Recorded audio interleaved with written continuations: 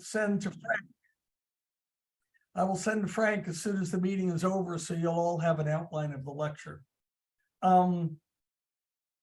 My name is Rick Citron. I've been practicing law for 51 years. I've lost count at 6,000 new companies, about 200 a year for many years. It's now down to only 100 a year. They're not my companies, they're my clients' companies. I've done a few of my own too, and a lot of the best lessons I've learned are from my own companies. The key purpose for tonight's discussion is something that comes up in every single company that I'm involved with, which is ownership and how do you divide it up. I'm going to assume when you start a new company that you formed an entity. That entity probably should be a corporation, probably should be a Delaware corporation, probably should be a Delaware C corporation, because that's what investors like to see. And my discussion is going to revolve around having this type of entity and the kind of agreements that you would have within this entity. The first issue that comes up when people get together to start a new company is, what can you contribute to this company? What's the idea? How are we going to pull it off? Whether it's a product or a service. Then once you've made an agreement that you're going to do something, most people just start working. They say, hey, we're one for all, we're all for one, we want to make it work, and let's get to it. And what happens is, at some point, you got to split up the ownership. You have to figure out how much money people are making. You got to figure out whether people are keeping their commitments or not. Sometimes you have to kick partners out. Sometimes partners leave. But what I've found in most of the companies that I've been involved in is when they start to become successful, unless you have set expectations correctly for everyone in the company starts to falter. So I can't tell you how many successful companies in their first year, really good things are happening. Somebody steps and says, I want more. I'm going to give you some simple examples that will embed it in your mind so that when you go to start your own company, you'll remember the issue. Many years ago, this is back in 1972, I was a brand new attorney, and I got together with 5 of my friends to start a new company to build a mobile home service center. Take a giant mobile home, bring it to us. We have 7 bays. One is for washing it, one is for cleaning it out, one is for replacing the engine or transmission, one is for fixing the body work, one is for painting it, and I forgot what the other one is for. And the concept was you get everything done at one place instead of, at the time in 1972, you had to go to 7 different places to get those things done for your motor home.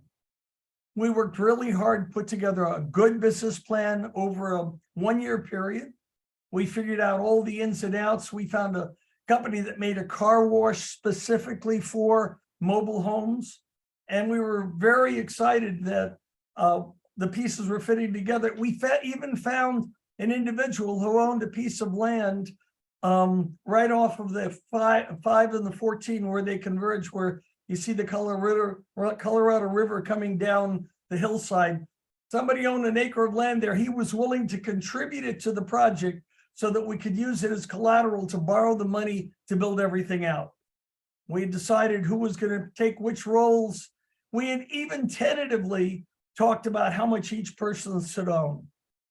We sat down finally one day when we're about to sign with the partner who owned the land, and one of the group members who was supposed to get 2% said, I want 6%. Another group owner who was supposed to get 5% said, I want 7%.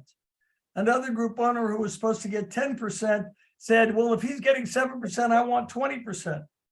And pretty soon we had 150% of the company lined up without the ability to give away 150%. We went back and forth all day long. And these are friends. We liked each other. We put this deal together and we hadn't had our deal locked in yet. Finally, at the end of the day, everybody's about to walk away. I said, I'll tell you what, I'm supposed to get 8% as the attorney. I hadn't been paid any money. And I said, you get 2 of my percent, you get 2 of my percent, and you get 1 of my percent, and I'll go down to 3%. And everybody in the meeting, it was actually outdoors at UCLA, everybody in the meeting said, why are you doing this? And I said, because I want the deal to go together. I'd rather have 3% of a deal that's together than 8% of a deal where everybody's fighting over ownership. And everybody got up and hugged me and shook my hand, and we didn't sign anything that day. I had to draw up the documents. Well, you may not recall, most of you weren't born yet, but in 1973, when we were about to sign these documents, there was a war in the Middle East, and the Egyptians sunk 4 ships in the Suez Canal on purpose so nobody could use it. And the price of gasoline went from 50 cents a gallon to $2 a gallon. And everyone who owned a motorhome took the air out of the tires and put them up on blocks for 2 years, and basically took our marketplace away from us. The deal never happened. But the lesson was a really good lesson that I knew early on because I've been forming so many companies. And that is to figure out what you're each going to do as quickly as you can and put it in writing. So what are the things that you need to think about? First is the role you're going to play, each person. How much time are you going to commit? How much money are you going to commit, if any? What title do you want to have? How much compensation do you want now, if any? And when we raise money, how much compensation do you want? And then finally, how much stock do you want to own and how are you going to earn it? What are the things that you have to do to earn your stock? Now, the reality is you don't have answers to all of those questions right at the beginning, but you need to work on them. You need to sit down and work on them. Another example, I had a client who put together the idea of building a database of every single car part for every single car ever made by VIN number. So that if you wanted to find a part for your 1973 Chevrolet Camaro, you just put your VIN number in and you said, I want the carburetor on the on the 6-cylinder engine, and it would show you exactly the part and where to buy it and sell it to you. Genius idea. And my client had, prior to this time, started a business that we raised $70 million for that was doing databases for the movie industry. We were storing all of the old movies and the editing materials and browsing them and tagging them and retrieving them. And we created a very successful company. Well, this was a second company for the same client. Well, he gets together with his 5 key people and he says, here's what we're all going to do. And over a 1-year period, they built a business plan. They had one guy who built all the software for the company. And they had one guy who set up all the marketing for the company. And my client was making relationships with the 6 primary vendors of used auto parts of the country to buy from them at wholesale and have them drop ship for us so we didn't have to have inventory. Genius idea. Buy at wholesale, sell at retail, no inventory. Oh my God, what a good one. Right. Well, we're 2 months into the project and I went to my client and I said, do you all have your deal together? And he said, not yet, but we're going to do it soon. 3 months into the project, same thing. Every month for 11 months, I sent him an email or called him up and said, what's going on with your deal between the partners? He said, we're doing it this Saturday, 11 months later. Software's in beta testing. So they sat down to meet at 8 in the morning on a Saturday morning. I'll never forget it because he called me like 6 times that day. And, he said to his head of marketing, you're going to get 2%. He said to his chief financial officer, you're going to get 3%. And he said, you, our programmer, you're the most important guy. You're going to get 5%. And he explained that there's going to be 30 or 35% of the company that's going to go out to raise money. And he's going to own 50% of the company or 52% of the company. He founded the company. The programmer snapped back and said, I want 25%. Is 11 months into the project. So if he gave the programmer 25%, he had to give 20% to his head of marketing. He had to give 22% to his CFO, and pretty soon he had 2% left. He said, guys, this doesn't work. We have to raise money. Programmer said, I'm leaving if I don't get 25%. At the end of the day, it was like 6 at night. They'd been meeting all day. They had lunch in, they had dinner in. 6 at night, the programmer slams his computer closed and walks out on them, never to come back. Next morning, my client calls me and says, what do I do? And I said, well, did you have him document the software that he's developed? He said, no, I didn't. And I said, you know, we've talked about that before. He said, I know, but I didn't do it. And I said, well, do you have a copy of the software that he developed? He said, no, I don't. So I said, so you spent 11 months developing software and you have nothing because you didn't lock in the relationships between the parties in the first month of the project or 2 months of the project. He said, yes, that's right. He had to start all over again. It took almost a year to rewrite the software, a little less than a year. But by then he had lost so much momentum and a couple of his partners left and the company never got off the ground.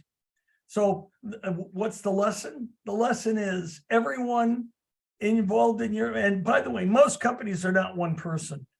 I've started all these companies over all the years. There are 6 times during the last 51 years, while I've been practicing law, that the person who founded the company was the CEO when the company went public. 6 times out of 6,000 plus. So the probability of your management team being in place throughout the life of a company until it goes public is very, very, very, very small. And you all have to realize that as entrepreneurs, when you start your own company and you want to make it big and take it public, probability of your being the CEO in there is very small. But when you first start a company, if you don't establish the roles and the relationships and the compensation expectations and the ownership expectations early on, you're asking for troubles later on if and when the company is successful. And it happens in almost every instance.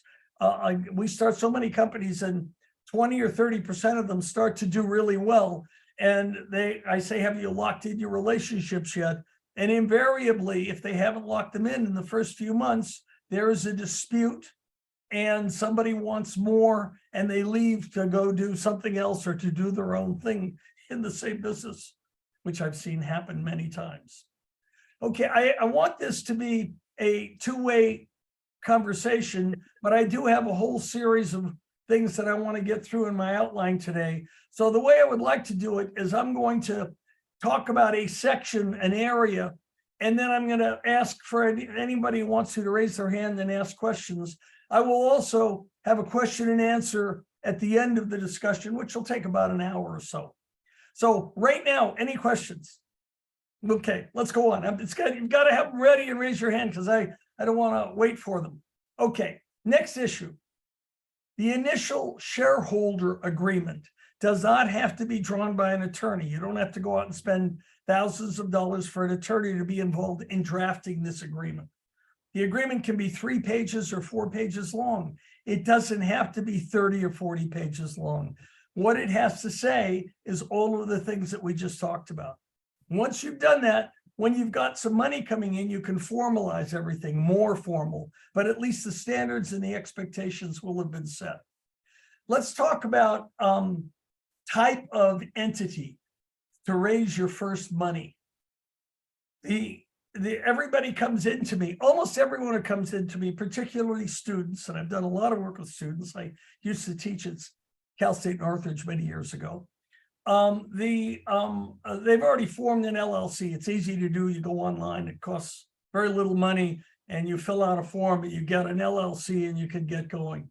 It's the wrong entity for raising money. It's a very good entity for tax planning because earnings that are earned by the corporation flow through to the individual owners rather than being taxed at the entity level. But the C corporation is the entity that investors want to be involved with.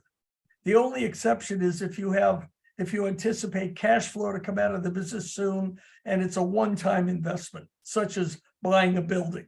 If you buy a building, an LLC is probably a better entity.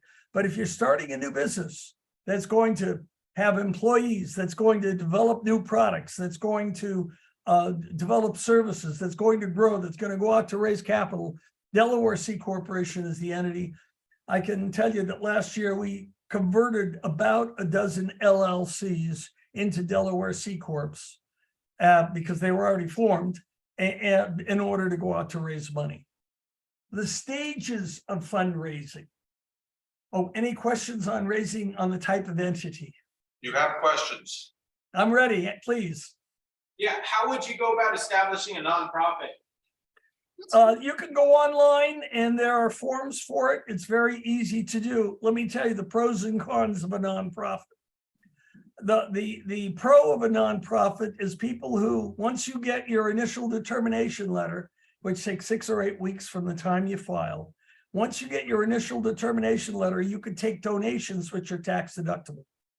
The bad part about a nonprofit is the shares aren't worth anything. There's no investing in stock. It's members who are like club members. They put money up and the club members vote on who the officers and the board of trustees are. And in fact, if you're being compensated by a nonprofit corporation, salary, or your company is selling goods to the nonprofit, you're considered an interested director, and the board of trustees, or sometimes called the board of directors, must be made up of a majority of disinterested directors. So if you've got 5 directors, 3 of those directors cannot make any money directly or indirectly from the entity. And if you're the one that founds it and you want to earn a salary from it, you're not really in control. Other people are going to be in control. Can I add one thing, because I can answer other questions about that. There is also a way to be a fiscally sponsored nonprofit. So if you don't want to bother with like your own 501c3, again, there are pros and cons.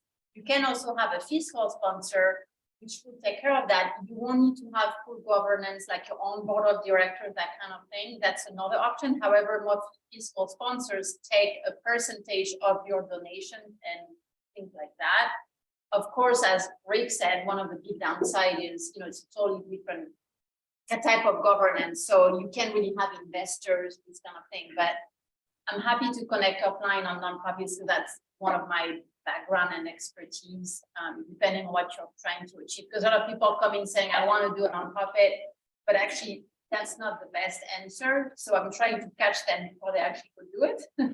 So anyway, Thank you. I'm sorry, there is a question back. So what about a B Corp as an alternative? Yeah, I can tell you that B Corps have been around for 6 or 7 years now. I formed, I think, 3 of them, and none of them got funded. Because the only investors who understand what B Corps are very large investors. And a B Corp is both a for-profit and not-for-profit. Some of the profits are dedicated towards charitable things, and it follows regular corporate rules. You don't have to worry about interested directors, but people who are investing their money into an entity want to get a good return out of it, and they generally don't want to share it. I'm just telling you, as much as the 3 B Corps that we formed had very good purpose, but they weren't able to raise their money. Let me go back to nonprofit versus profit making. You can segment what you do, where you have a nonprofit that gets grant money and you have a profit making that gets investors. I've had clients do that. The issue continues to remain that the nonprofit must be controlled by disinterested directors. So if somebody owns stock in a C Corp that does business with a nonprofit, that person, if he's on the board of trustees for the nonprofit, has to be part of the minority. So that issue comes up all the time for us when someone comes into us and they already have a nonprofit because they're looking to get grants and they can't get them without it. Invariably, most of the time, rather than continuing the nonprofit, they let it dissolve, they use up the funds in the right way, and they then form a C Corp to go out to raise money. That's not always the case, but it's often the case. Okay, let's go on. Stages of fundraising. When you go, are there any questions? I didn't mean to cut anybody off. Okay, stages of fundraising. I define it, most people define it as seed financing, Series A financing, and then, Series B, Series C, Series D. I define it as pre-seed financing, and then seed financing, and then post-seed financing, and then Series A. Because most of our clients have to go out for 2 or 3 rounds of financing in order to get enough money to take them to a level where serious investors will get involved. Sometimes it's only 1 round. Sometimes the serious investors get involved right away. But for the most part, when you go out to raise money and you first started, for you to get, if you can get people to put enough money in, they value your company low and you have to give away too much. So instead you raise less money when the value is low, and then you use that money to up your value. And when you up your value, you go out and raise more money. And then when you raise that money, you up your value again. So I have a client involved in electric vehicles, and they raised $500,000 from friends and family on their pre-seed round. And they raised $2 million from friends and family on their seed round. Then they raised $10 million on their post-seed round. Then they raised $20 million on their Series A round, and they just completed a Series B round at $70 million. And they're building vehicles. But they went through 5 rounds of financing. So, and before the really serious investors would get involved, it took 3 years and 3 rounds of financing. And that's very typical. Now, I want to talk about how you value a company, because I think it's really important for you to understand how you get diluted as a founder in a company. There's something called a pre-money valuation. That's the valuation that you think your money is worth, that your company is worth. So if you think your company is worth $2 million today because of all the things you've accomplished, you go out to investors and say, my company's worth $2 million. I want to raise $500,000 for it. The pre-money value is $2 million. The raise is $500,000. The post-money value is $2.5 million. You divide the raise by the post-money value, the $500,000 by the $2.5 million, to know how much stock you're going to give away. So in this case, 2 million pre, 2.5 million post, $500,000 raise, $500,000 divided by 2.5 million is 20% of the company. Create a spreadsheet that shows that. And each time you go out for money, you reset that spreadsheet based upon what you believe you're going to get. And if somebody says, I don't want to give you a 2 million pre-money valuation, I only want to give you a 1.5 million pre-money valuation. You add the $500,000 to that, your post-money is 2 million. You're going to give them 25% of your company instead of 20%. And you have to make the decision, is it worthwhile for me to do that? Do I have any choice? Now, what some people do when they can't get a good valuation at the start is they do what's called a convertible note. I'm sure you've all heard about convertible notes. I want to tell you the pros and cons of convertible notes. If you cannot get a pre-money valuation, you borrow the money and that money is invested in the company at the next round at a discount at the value at the next round. So for example, we just did a $2 million convertible note with a 10% discount when we go out to raise our $5 million. So their pre-money value will be 10% lower than the other investors at the time of that investment. Convertible notes can be godsends when you can't get a value on your company, and they can be terrifying when your first value is very low, because they're going to buy it at even lower value when they convert over. I was just dealing with a company that could not get financing. My client wanted to put $5 million into it. And the reason they couldn't get financing is they had a convertible note for $2 million. And then they had another convertible note for $3 million. Then they had another convertible note for $5 million. And then they had another convertible note for $7 million. And the reason they had all these convertible notes is because they could never get a valuation. But by the time you took all these convertible notes and converted them into stock, the owner owned 3% of his company.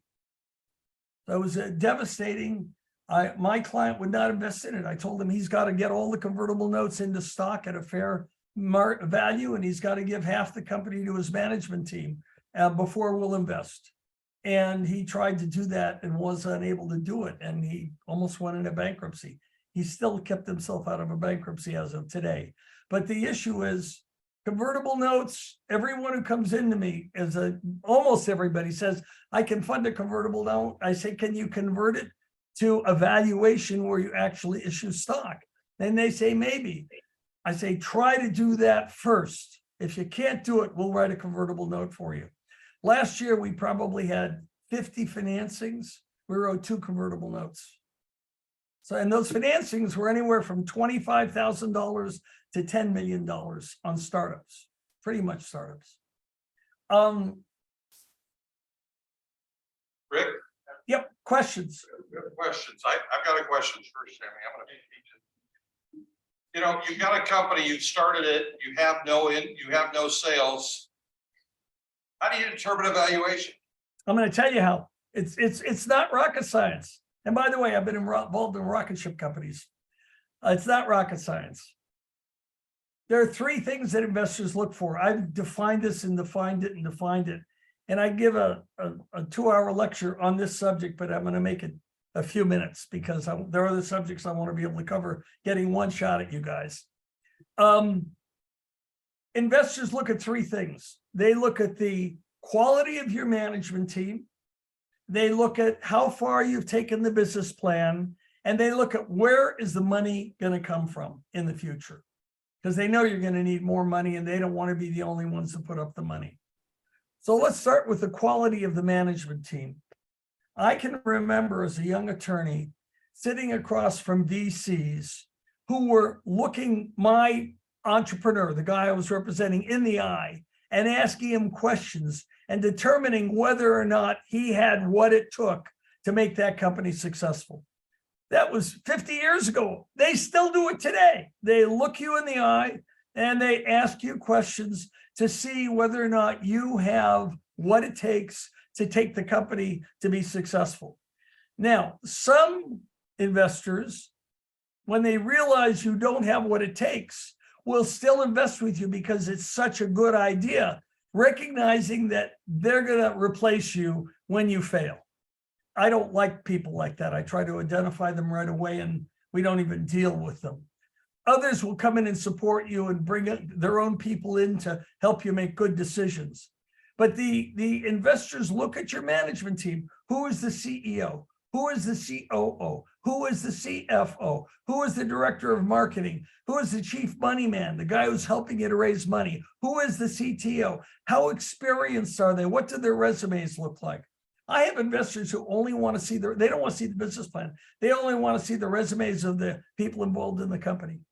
And the better your team is, the more experienced your team is, the more track record they have, the easier it is to raise money, the sooner you can raise money, and the higher the valuation. It's that simple. Now, the second thing they look at is your business plan. I've seen napkins over lunch with drawings on it raise $10 million because the guy who wrote the drawing was so good and so successful historically.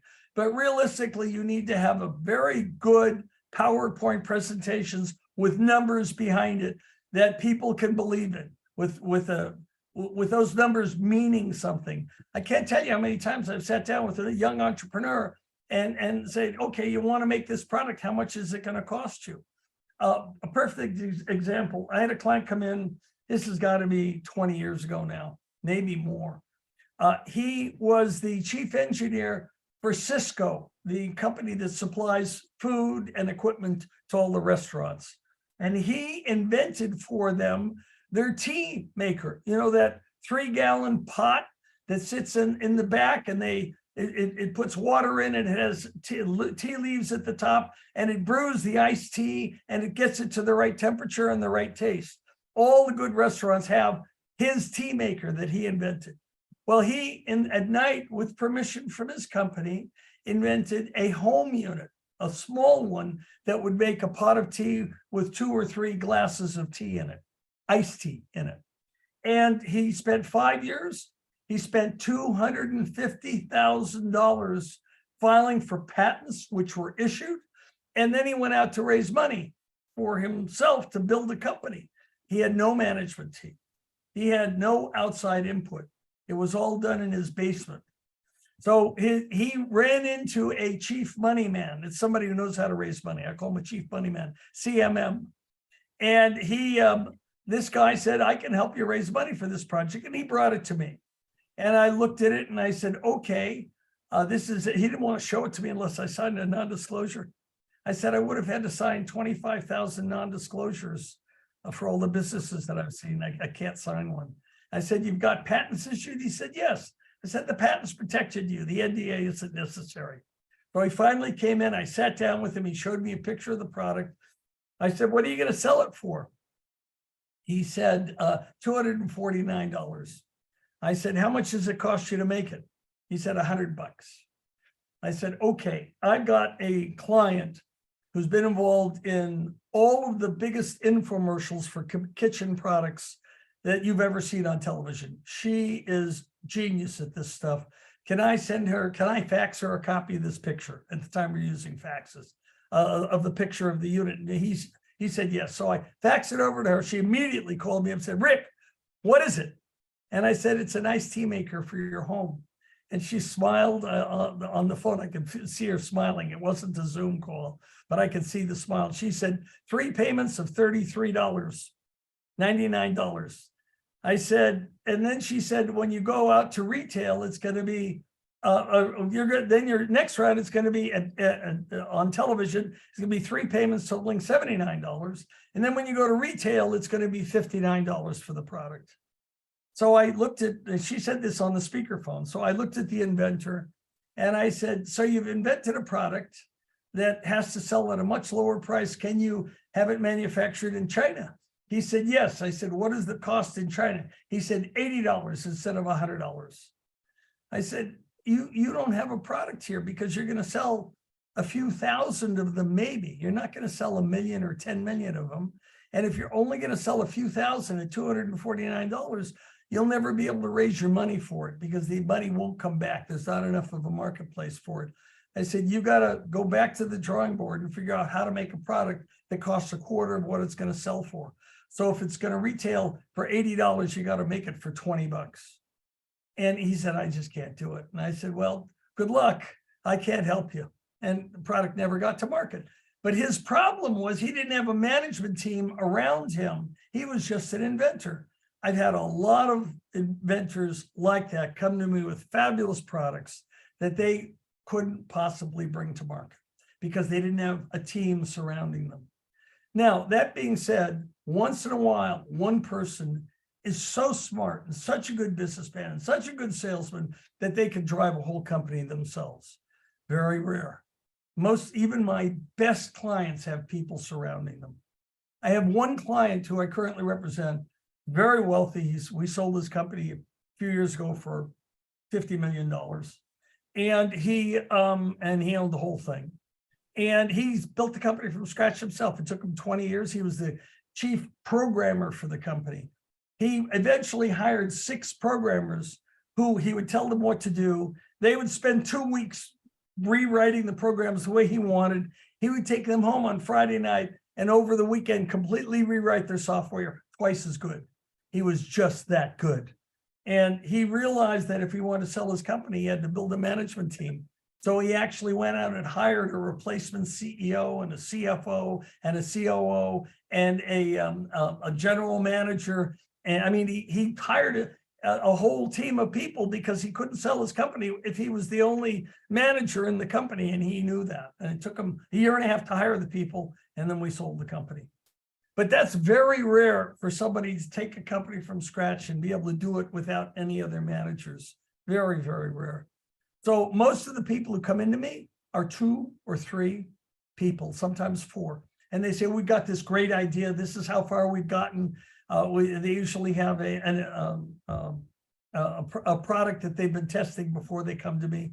I tell them what the next steps are, one of which is what we're talking about today.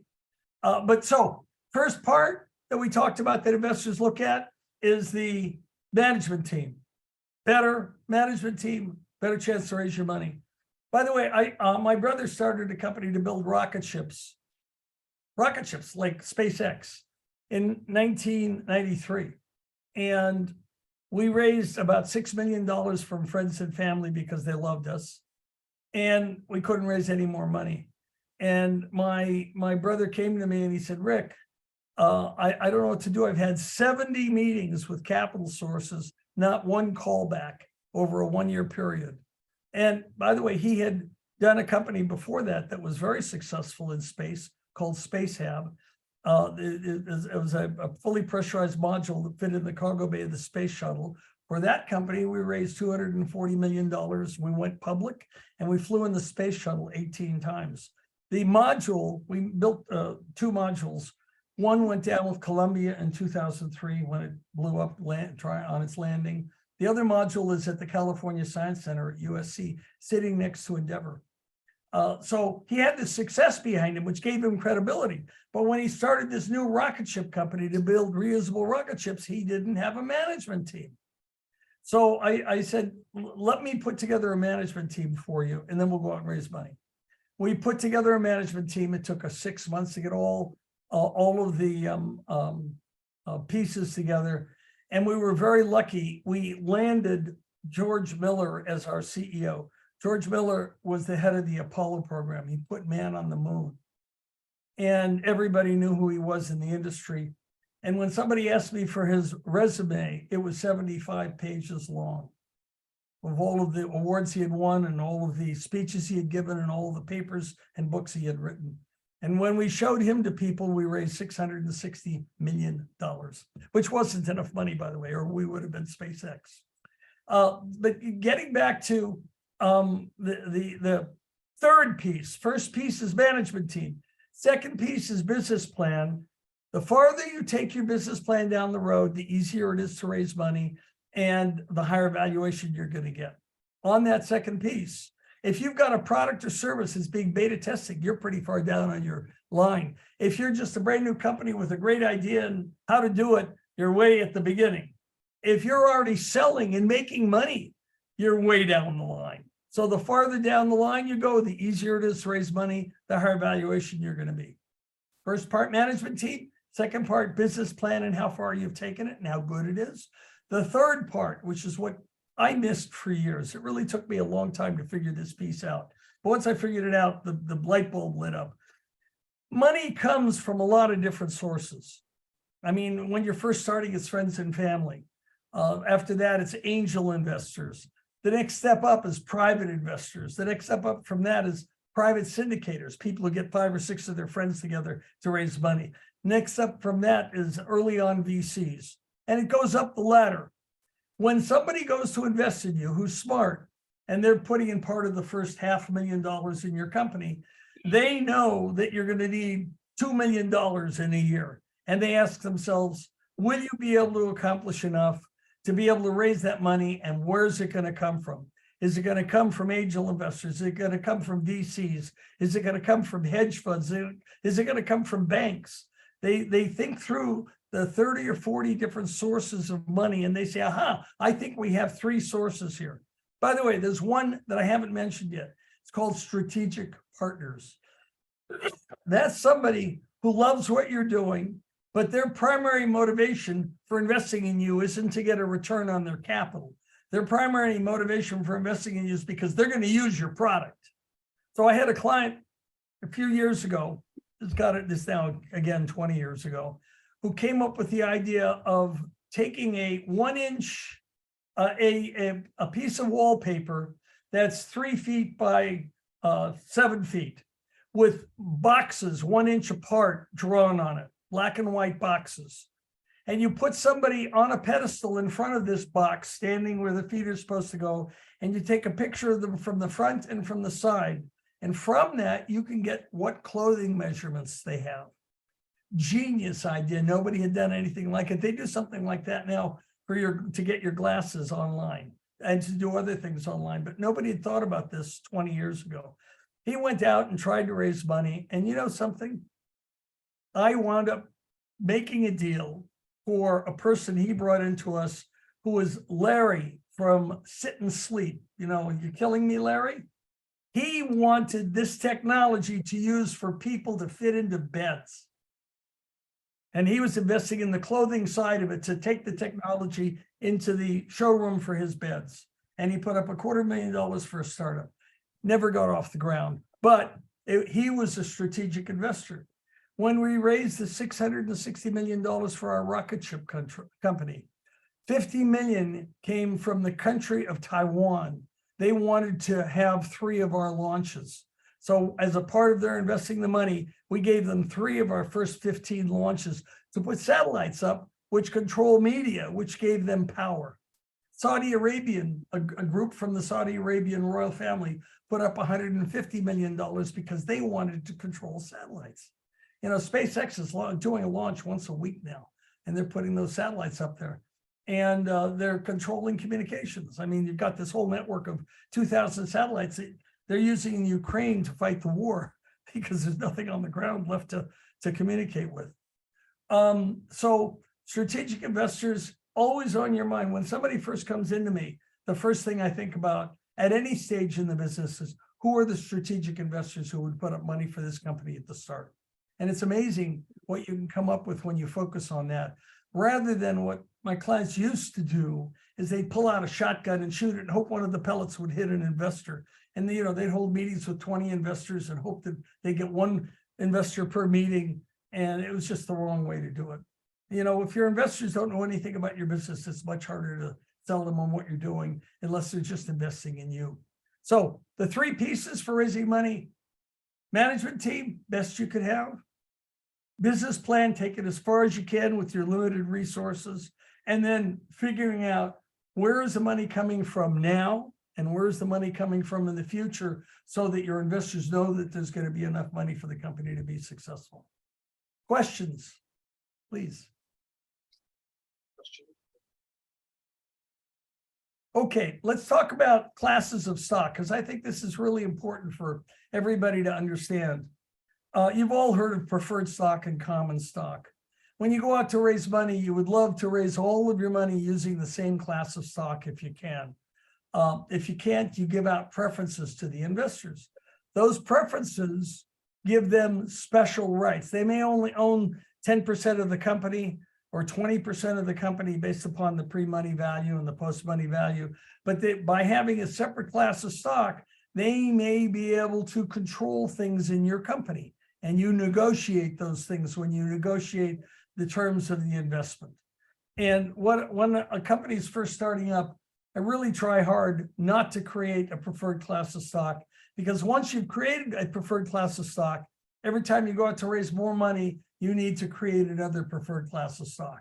And pretty soon, these investors have a lot of power over what to do. I'm going to give you a very good example that just happened with one of my companies. They raised $3 million in 4 rounds, and they had 4 preferred classes of stock. Each round got another preference and another preference and another preference. And when they went out to raise more money after that, and to bring in more management people to raise the company's stature and give them people who could make the company more successful, that basically the last class of stock ate up all the value of the company. They didn't get enough value in the company. So if you went to sell it, the only people who would get their money back were the people who invested the 4th time around. It was about $1 million of $3 million that was raised. That wasn't going to work. Not only that, but we had employees that we wanted to give stock to so that they would have incentives to stay. But if we gave them common stock, they were behind all of the classes of preferred stock. So we had to do what was called a recapitalization. I do about 1 a year, where literally we handed out more stock to the people who had the most power, and then we made everybody common stock. And it's not fun to do, but when you've got a complex cap table, like the company I mentioned earlier that had 4 classes of convertible notes, it was such a complex cap table that nobody wanted to invest in it. So you want to keep your cap table as simple as you can. You don't want to hand out preferred stock until you have to. And by the way, for those of you who are a LeBron James fan, he scored 17 points in the first half tonight. It's 36 points to pass Abdul-Jabbar as the world leader. And I have tickets, the all-time NBA leader. I have tickets to Thursday's game. I'm hoping he doesn't do it tonight, so I get to see him do it. Anyway, I know it's pro basketball, and when you're in college, pro basketball doesn't mean very much to most of you. Mine was all college, first Berkeley and then UCLA. And we happened to have Kareem Abdul-Jabbar on the team when I was there. And we lost one game in 4 years. So let me open up for questions, please. Anyone? Got a question for you. Yes. So it's honestly regarding point that you mentioned in your lecture, in which you base the stock that you give to investors. Like, I have this dilemma whether I should base it on the amount they're investing or the value of my company in like the far off future.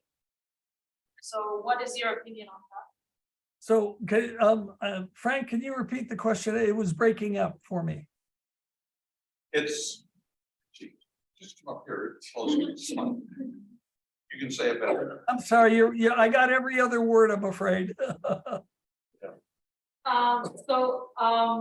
have this dilemma. When I offer, for example, a percentage of stocks or shares to future investors, whether I should base it on the amount that they're willing to invest or the value of my company in the future. What is your opinion on that? Okay, you always base the investment on the pre-money value of your company. So if somebody is, when somebody says, I'm going to put up $100,000 for you, if your pre-money value is 100,000, you're giving them half the company. If your pre-money value is 900,000, you're giving them 10% of the company. And you want that pre-money company to be as high as possible. So I've had investors come to my clients, with me there and say, listen, I'll put in 100 grand at a $2 million pre-money. But if you give me $1 million pre-money, I'll put in 200 grand. And the problem is 100 grand at a 2 million pre-money, you're giving away less than 5% of the company. So to get the more money at the much lower valuation, all of a sudden you're giving up, over 20% of the company, and it just doesn't pay to do it. It's an economic decision. I had a client who came to me with a new product that was kind of cool. It was a the little pads that you use to clean your hands. That are an aluminum packet, and you open it up and you clean your hands with it when they're getting dirty. And it has a soapy solution with alcohol, and he created something like that for your telephone screen, and it had the right chemicals in it. And he found a manufacturer who made him samples, and he packaged it properly, and he came up with a name and branded it, and he tested selling it of all places, car washes, and they were selling. You put them at the counter at the car wash, and I think they were 3 for $1, something like that. But it was something you use both for your glasses, although people sell things for your glasses, and for your telephone screen. It dried up instantly, so you didn't have to worry about liquid being left on your telephone, which was a computer. Anyway, he went out and looked for money, and he just couldn't find money. He spent 6 months talking to people. He needed 100 grand to make his first batch in quantities enough to make it worthwhile. And he finally found an investor who said, I'll give you 100 grand. I want half the company. So his pre-money value was 100 grand. His post-money value was 200 grand. He was giving up half the company before he started. Now, if they had been successful at rolling it out, he would have had to go out and raise $500,000, and he would have gone down to a quarter of the company. By the time the company's done, he would have owned a couple of points in it. And I explained that to him, but he took the $100,000, and when he went out to sell it, it didn't sell. Even though I thought it was a very good product, it was just people didn't want to spend the money on it. I had another instance where a techie came to me, really smart guy in his 40s. He had taken a company in his garage, a database engine company, from scratch over 10 years. He took it from nothing to going public at a $260 million valuation, and he owned 2%. So he spent 10 years of his life making no money, investing every dime he had on it, and his stock was worth $4.5 million instead of, owning half the company or a third of the company or 20% of the company. And the reason is he went out to raise 5 rounds of venture capital, series A, B, C, D, and E. And every time he went out to raise more money, he needed the money desperately to stay in business. So it was every single round, he gave away a special class of stock that gave them rights that he didn't want to give away. And by the time he was done, he wound up having nothing in his company. So when you're starting a company, you have to ask yourself, what's going to happen in the future? How much money am I going to raise? How is that money going to, how far is it going to get me? How much more money am I going to raise? How much more of the company am I going to have to give away? Because you don't want to be in a place where when the dust settles, you own 2% of your own company. Now, I have a client who, this is public record, started in my office in the early 90s, a company to design chips modem chips for cell phones. And he put up the first $5 million because he had just taken a company public and he made millions of dollars on it. And then he went out, he built a company that made chips that were selling right away. So he was making cash flow from day one. He didn't need anyone else's money. But what happened was he wanted to have big players involved in his company to get credibility. So he went out and we did a deal with Intel, the chip maker, and they put $5 million in the company for 5%. And then we did a deal with Scientific Atlanta, who made set-top boxes that needed his chips. They put in $5 million for 5%. And his patent law firm put in $5 million of attorney's fees to get 5% of the company. Company just sold last year for $37 billion. And my clients owned about 70% of it because they didn't have to give anything away along the way. So the issue is when you're giving your blood, sweat, and tears, part of your thinking is, when I go out to raise money, I want to get the highest valuation I possibly can. I want to take in as little money as I can so that I can build the company up so my valuation is higher when I go to get more money. That is the game. And it's very rare that a company only needs one round of financing. I have seen it. It happens a few times a year, but it's a rare occurrence. Don't anticipate you get your first $500,000 in and you'll never need any more money. Question in the back, yes. Yes, I have a question. So most of these groups, for example, they're starting with no capital whatsoever, right? And that includes intellectual property. How do you value sweat equity from the very beginning? And how do you assure through investing that sweat equity actually contributes capital? That's a superb question. I'm sorry I didn't cover it. If you have IP that has value, protect it. And I'm not talking about NDAs. I've probably drawn 10,000 non-disclosure agreements. And in all the time I've been practicing law, there's been one lawsuit, even though many times they were broken.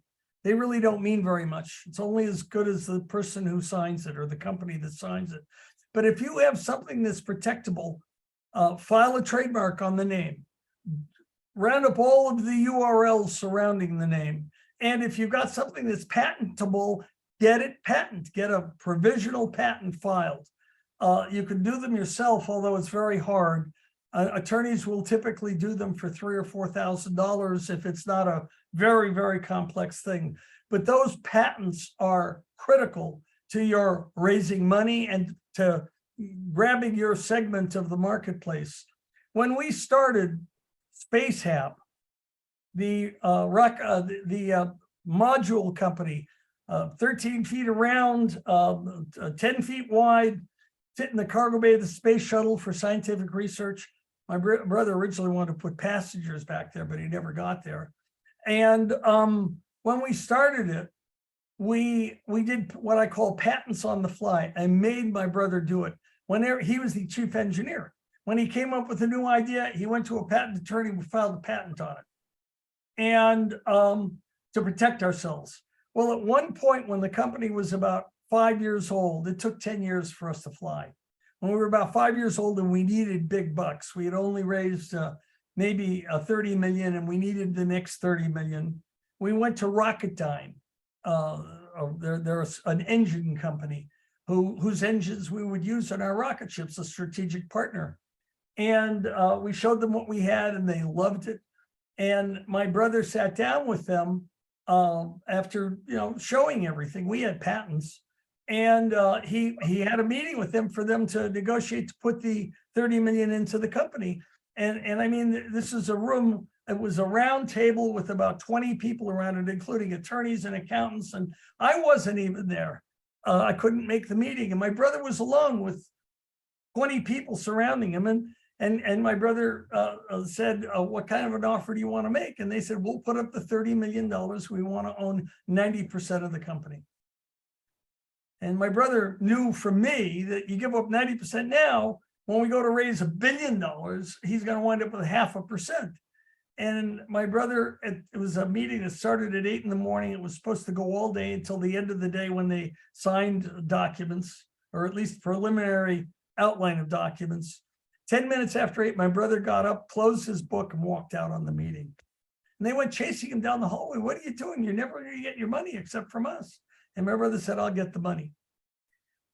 When we submitted our plans for the Spacehab module to NASA for them to give us a $184 million contract, Rocketdyne submitted a competing bid against us with the same module, which belonged to us.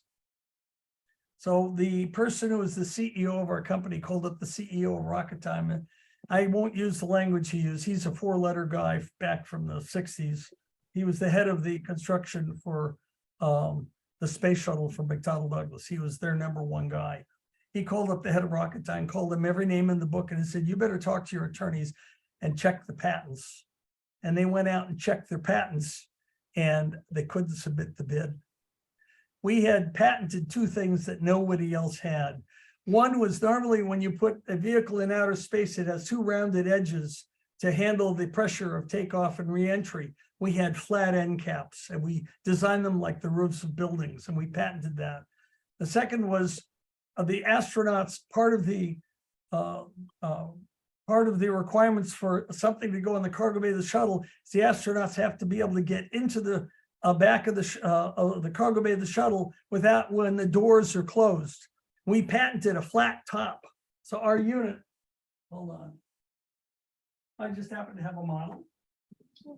Kind of fun. This is what our unit looked like. It has a flat top, had a flat top and flat end caps, and a 3-foot wide umbilical that connected to the front of the shuttle cabin so the astronauts could crawl into our unit without putting a spacesuit on. Anyway, Rocketdyne had to spend $10-15 million putting this proposal together, and they couldn't submit it because they were breaking our patents. One other fun story. One day I got a call in my office from my client, and my client had invented a laser device to mark silicon wafer chips. They look like CDs, but when they make silicon, they make it in like a CD, and then they cut it up. But they don't put any markings on it because they don't want to hurt the internal workings of the chip. But there is an 1/8 of an inch handling on the edge of it to move it around. My client figured out how to use lasers, YAG lasers, to mark that end part. And my client's name was called Lightrider, L-I-T-E-W-R-I-T-E-R. And one day, and we were selling about $10 million a year worth of goods, and we sold the company off, made a lot of money. This is back in the 85. One day, my client gets a call from the CEO of a company and says, I want to license the name from you. And my client says, I want $250,000 for the license. He called me up. He said, should I license? I said, this company sometimes comes out with good products, but sometimes they come out with bad products. And if they come out with a bad product, it will hurt your brand. And he said, so he called up this guy, CEO of this big company, and said, I want $250,000 150,000 is enough. And the CEO hung up on him. 2 weeks before launch, the Light Rider product was changed to the Laser Rider. The person on the phone was Steve Jobs.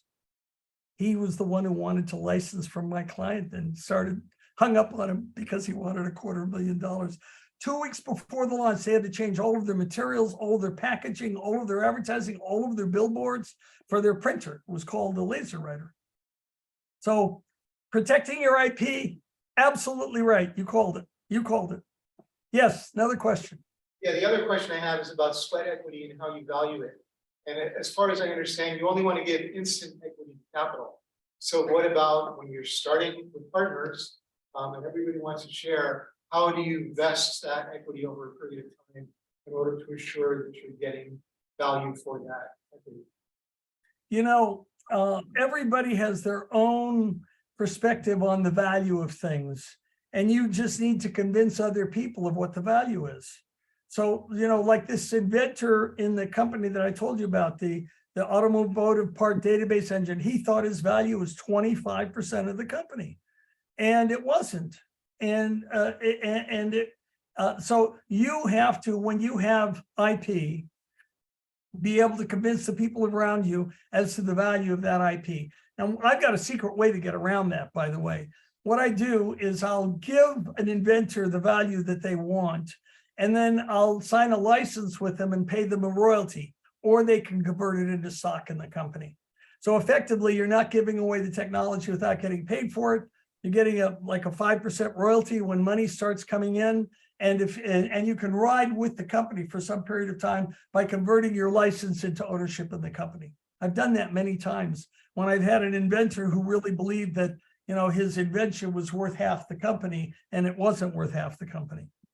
So what I'm hearing is that equity only goes to people who are contributing either actual capital or intellectual. No, equity can go to workers, equity can go out for IP. You just everybody has to agree on what's fair. So we often have inventors get equity in a company, no question. I've got a fun story on that. One of my clients came out of Disney's Imagineering back in the 60s. He helped to invent Mr. Lincoln, the first talking robot, where they had an exhibit at Disneyland. And he came to me with a new toy that he invented. This is in the mid 70s, and it was a cool toy. And he had a prototype of it. And I said, can I bring it home to my kids? My kids came home and they played with this toy for 3 hours. My kids were 4, 3, and 2. And 3 hours, one toy. That's unheard of. So the next morning I met with the inventor and I said, what do you have? This is incredible. I have clients who own toy companies and invent toys who could put money into it. And he said, well, I have 10,000 of them being made in Taiwan right now. At $40 a piece, I need $400,000. And I said, wait a minute, $400,000 isn't enough money because you'll buy the goods, but then they'll be at the docks. And what do you do with them? You have to put them in a warehouse.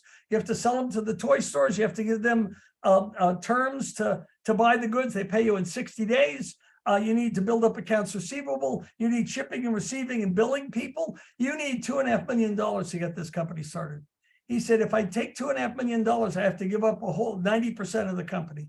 And I said, yeah, but you'll have a successful company. He said, I want $400,000. And I said, I can get my clients to put $400,000 up, but they're going to say in writing, as soon as you need more money, it goes to 90-10 or 80-20, whatever the negotiation is. You're not going to own 51% of the company that you want. And he said, I won't do that deal. And I said, then don't ask me to talk to my clients about it. He called me up every day for 6 weeks. He finally got his money somewhere because he stopped calling.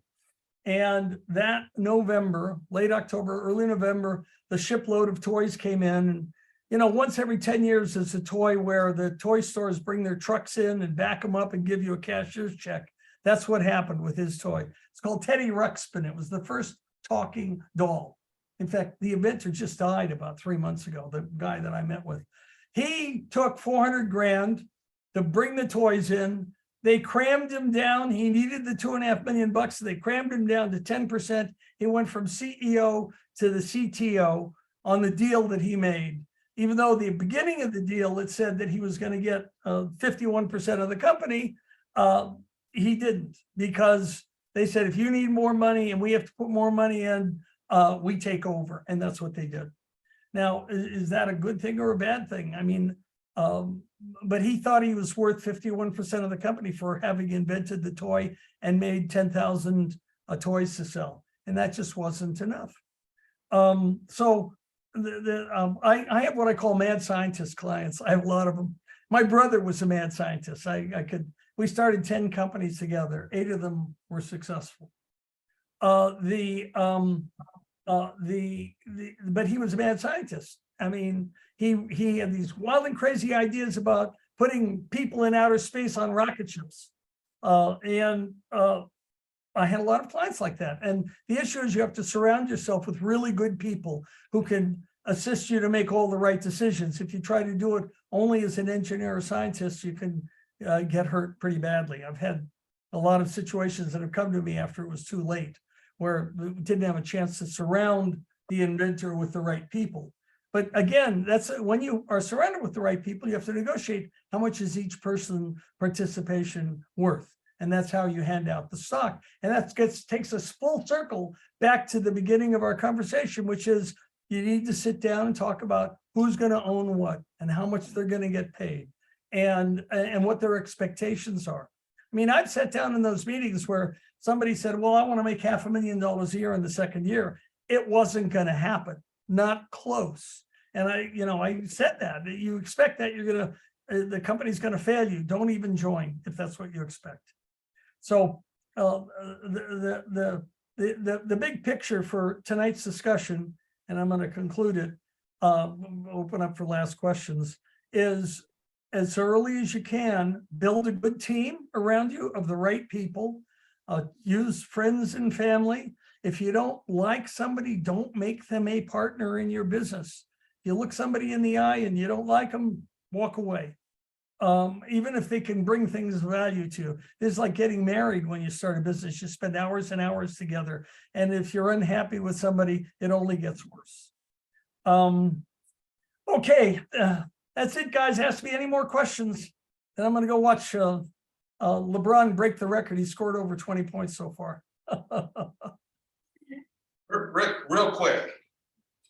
Can you tell the story of Adam? Real quick, because I think that's very instructive. You started out with 100% of the company. Yeah. No. I'll talk about it. I started a company to build apps for the iPhone the day that the iPhone was launched. The day that apps were launched, which is in late 2008. They had launched the phone in 2007. They came up with the concept of apps in 2008, started a company, raised money for it. When I started the company, I owned 95%. My partner owned 5%. And he did all the legwork. And I paid him, I think, $3,000 a month. After about 6 months, we went out and raised our first $250,000.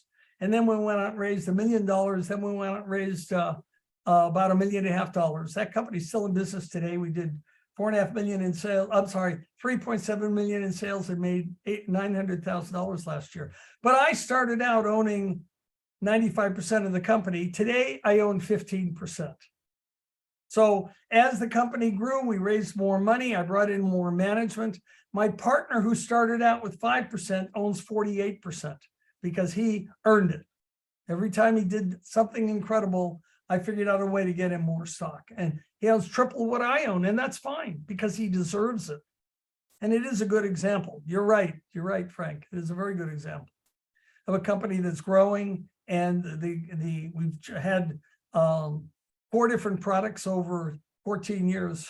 And our last product is working very well. It's a digital marketing system for financial institutions. Other questions? Okay, you guys, it's 8:20. She'll ask a quick question. Okay. So you just said a story about your share being diluted to 10%, I think. I wanted to hear if you had any stories about complexities of share dilution, whether on the investors end or partners. Oh. Yeah. let me give you two caveats. The first is, if you can help it, never put anti-dilution provisions into your company. Because somebody will invest 5%, buy 5% of the company and demand anti-dilution, meaning they never go down. Don't do it. Or they go down proportionate to, in a different proportion to everybody else. Don't do it. It's very complex and it's very painful. And I've had situations where clients gave anti-dilution and they had a down round and pretty soon they owned nothing of their company. The second part is on complexities of how preferred classes of stock are created. One of the provisions is anti-dilution. You have to think about every single provision in a preferred class of stock and how it will impact you in the future, in your decision-making, in your fundraising, in your ability to take care of your management team and your investors. Really important to learn that stuff. And it is a big learning curve, but when it comes up, you have to learn it. By the way, if anybody hasn't used ChatGPT, start looking at it. I know college professors don't like it. It is very powerful. I started using it a few weeks ago, and it is Google on steroids in a fraction of the time. It's really there are several of them out now, several of those kinds of tools. Other questions? I think that's good, Ray. Okay, You can go watch LeBron break the record. okay, I will. Thanks, you guys. You're very good. Good questions. And good luck to you all. Take care. Bye-bye. So, right. Yeah. I have a question. Okay. So, because that was a great presentation, but there was a big hole that wasn't answered. And that is, for a lot of these groups, they have no value. So let's say there's 4 people on a team, you say, okay, let's start this company. You get 25%, I get 25%, and you assign 25%. Right? So That's the first mistake. of course, right, but he didn't address that. So I want to talk about issues of vesting, and especially when it comes to contribution to sweat equity. Because what's going to happen to that team is that, okay, the semester is going to end. Person A is going to go off and get a job, and they're not going to do anything. They're still gonna have okay, so without doing it, Right. So this is the question that I think needs to be addressed. Well, I sort of asked Rick to get a little more into that, but I think he's so excited about LeBron. Yeah. Well, so the app development company, Alan, I've been involved with since day one too. Well, maybe not day one, but the first 250,000 investing, I was involved with people put that money in. So I know how you got to have these conversations up front. You got to be realistic. That's the key. You just can't say, okay, there's 4 of us, 25 each. It's, Rick owned. Yeah. Of course, but specifically what I'm interested in is the role of vesting. It's a way of guaranteeing that your key founders stick with their long. Well, I think part of it comes from you have to develop. Somebody was going there. I forget who was he or she. The future value. Okay, if we accomplish these stages, it's going to be worth $100 million. I don't want to think too hard. Okay, nice round numbers. So as we grow and you do what you're supposed to do, if you're, in addition to getting paid, your ownership of the company increases to 5%, then you're going to get $5 million. Sort of, I think that's how you have to do it. So it's, And what if I don't meet those goals? What if I get half of it? Right? So and you won't spend. then you get nothing. Well, it's usually not an all or nothing, because people get you to certain stages. Not everybody can run $1 billion company. Okay, but they may be able to run a $10 million company really, really well, but the next step, it's just not that. So it's really hard. And But it gets a lot harder when there's money. Right now, it's not worth anything. Right, so let's discuss when it's worth something, what we think we're gonna do. And, you know, like with Skylar and Rick, say his name, Skylar who runs Allen. There were all the way along, okay, we get it to here. You'll get this much, we raise this money, you'll get more, and quite honestly, Rick wasn't working in the company. Rick owned it, Skylar was doing it. And so greed can screw these things up really easy. Right? Well, my idea, I deserve 90%. You're not doing anything. Pardon? That's why he gave you on the equity. Yeah. Yeah, he recognized that we needed Skylar to do it because no one else was going to. I didn't even know what they were doing. I think the vesting part is really relevant to teams that compete, say, at this level. Because frankly, over the last 5 years of the competition, the teams that have won have imploded. So one of them, they don't do their cap table.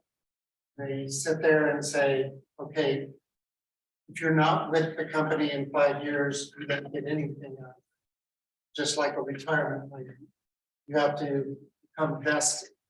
And so if you quit the company, don't walk away with them, right? And so that's one thing in looking at the prize money. We allocate the prize money based upon milestones that you achieve. When somebody drops off the team, that doesn't mean, okay, you get a check for your 3% or 30%. So you can establish those milestones and you have to then meet them in 3 years, 5 years, whatever that is set up, then that's vested. So for Moore's case or something, you've got 100% of the company, you bring somebody on, you work for 5 years, you get 5% of the company. All right, but you have to understand it's coming out of your 100%. You're not going to end up with 150%.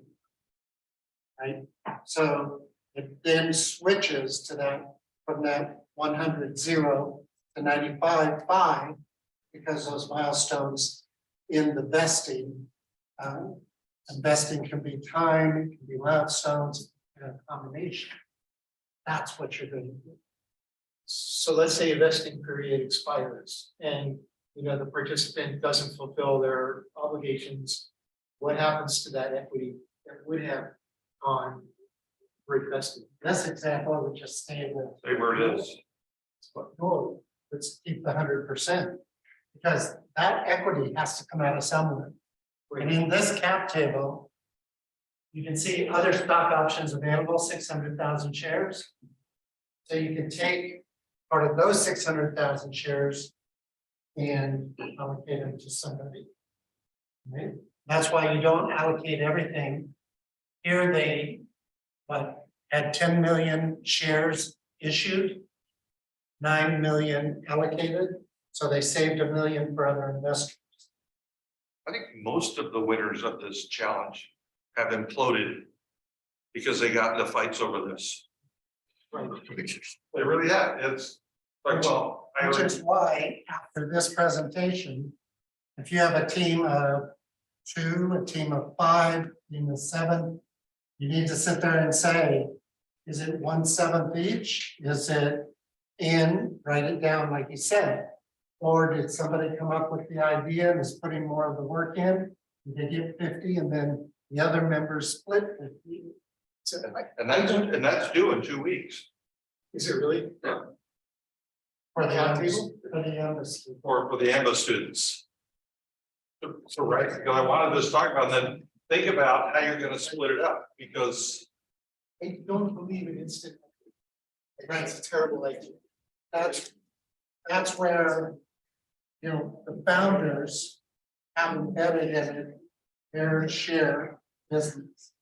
Now, if any of the founders don't make it to a certain point, it's how you write the contract, write the agreement. You say, look, if you walk away before 3 years, you get 0.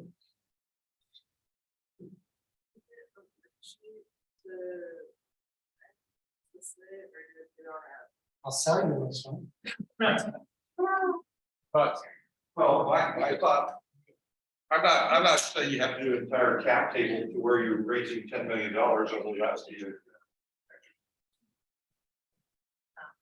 No, what I want you to do is sit and take the group and say, okay, who's really gonna do how much work in this thing?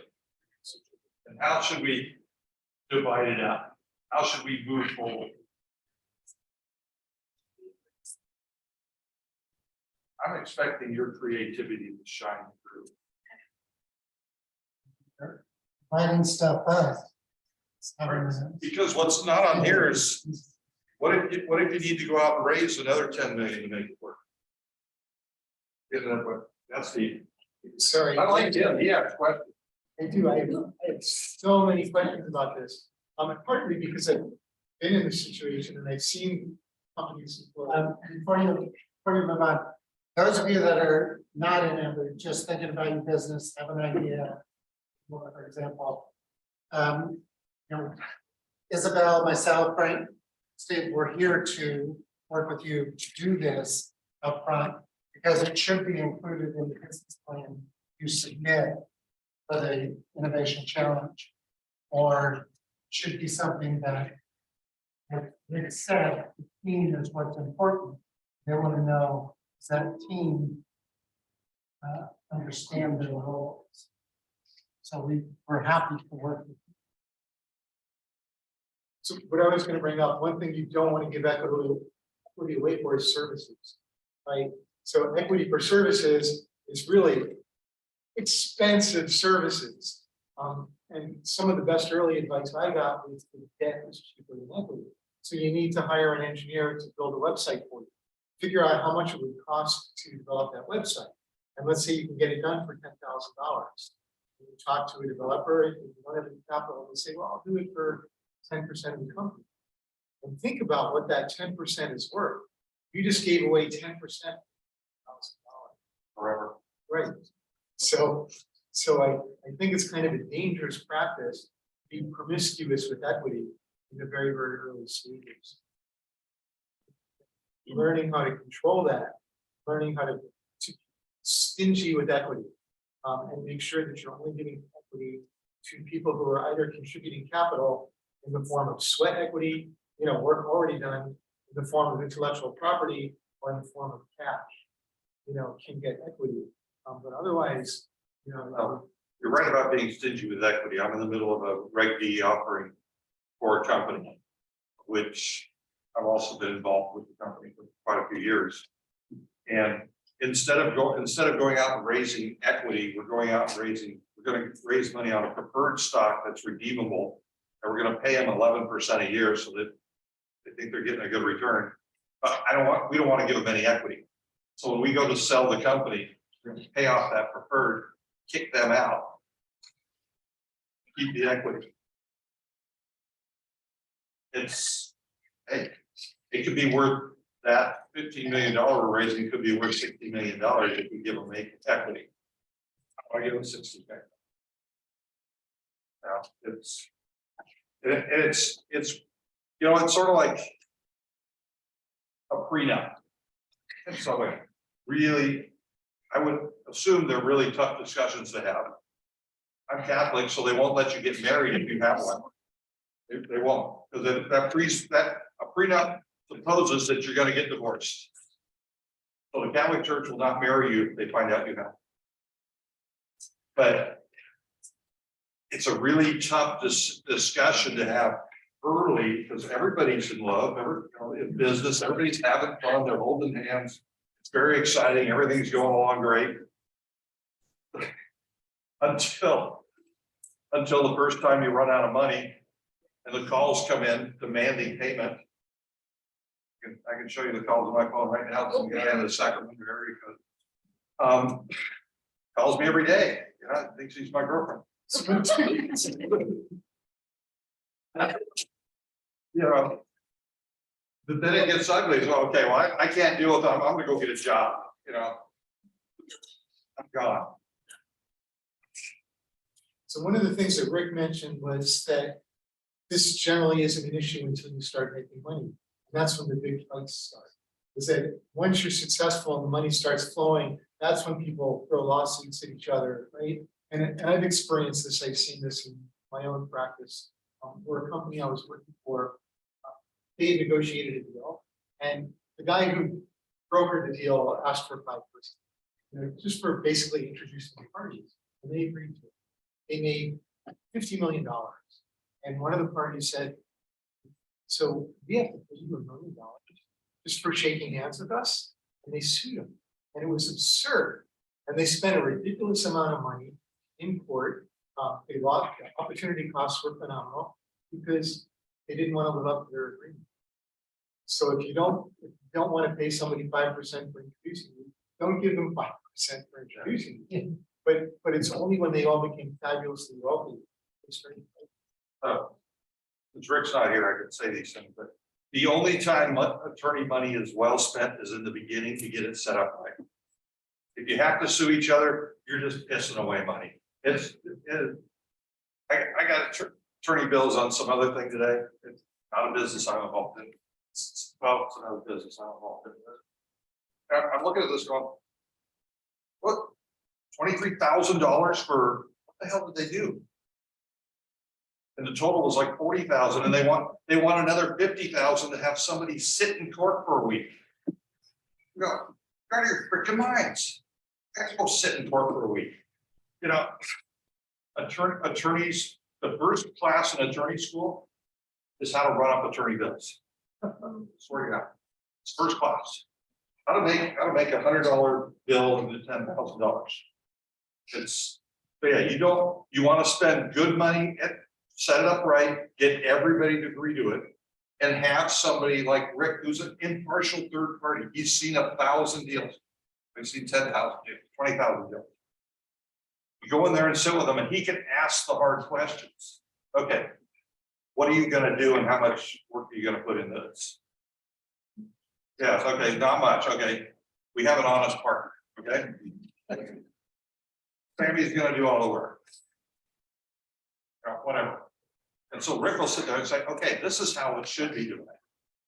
Because he'll also ask, well, how much money do you think you're going to need in the future? You're going to need 2 million, and everybody's going to give him a number, and I guarantee he's going to double it. As you've seen before, everybody needs more money than they start thinking. But then you can see, because no one wants to end up like the guy I know, the guy he knows, build a company up to $200 million and end up with a couple $1 million up. That's still not bad, but you made a lot of people rich. But yeah, there is no answer to what's the value. The answer is what the person giving you the money will agree to you with. That's the answer. There's no way to determine the value before it's happening. Yes. I have a question about the spreadsheet behind you. I noticed that the percentage is divided, okay, the shareholders, and then underneath that there's happy stock options and then other stock options available. So can you define like what happy stock options is and other stock options available? Like, are those like already? And That's the best input. For Kathy, if she delivers, to get those options in the future. So they've set aside 400,000. They're not giving to her day one. and she's not one of the founders. Right. Well, she doesn't have any shares at the moment. All right, but she's working with them, and they've given her tasks or deliverables and said, okay, you deliver this in 1 year, we'll then bring you in at 400,000 shares. It's sort of like if you've got an idea, you're not a scientist. You go out and hire Kathy, the scientist, and say, okay, Kathy says, I can make this work. Hey, Kathy, you make it work. You're getting this stuff. So, and if Kathy doesn't make it work, then it's the 4% divided No, just- That 400,000 goes into the 600,000. There's a million. it just stays there until you need it. It doesn't go anywhere. You're really, you stay here until it's actually given to somebody. You erase Kathy's name and say engineer X. Oh, so you put a percentage aside to when you need, Right. and that's the smartest way to do it. Well, it gives you an idea of what you're gonna end up with if you keep going out and raising more money. So would you say right now, when we divide the shares, we leave a percentage out to when we need it? Like, I'm sorry. If you think about this, this is somebody that is establishing a C corp. And they're issuing 10 million shares at the beginning. And how are those 10 million shares going to be allocated?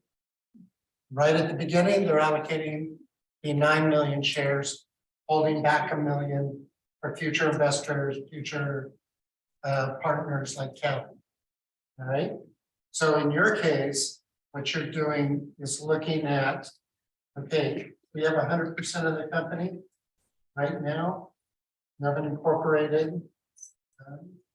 Then how are you going to share? Everything's in you 100%. When you incorporate, you can take your 100% and issue yourself 90% in stock and hold in reserve. And it's the same as you having the 100% because you can just take it away and allocate it.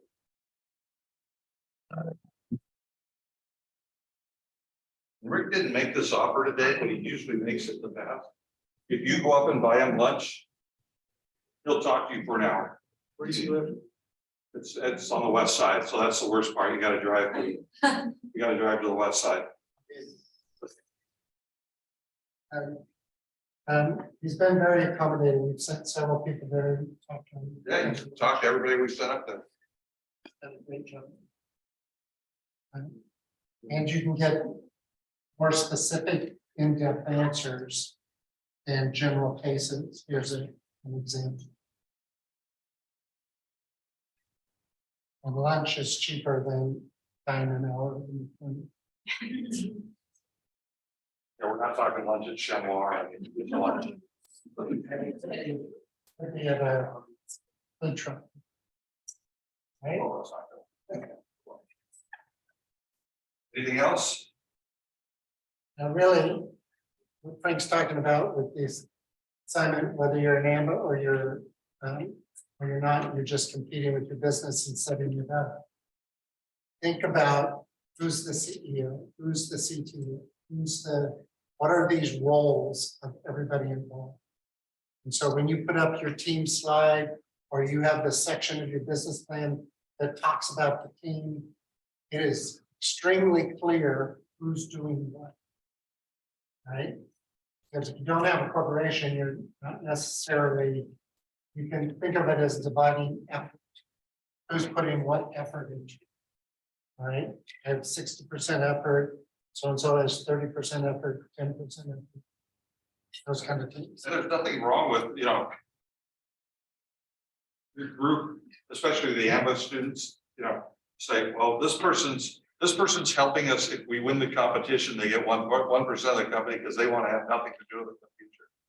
They're gonna go get a job or they've already got a job, I don't want to do this. That's all.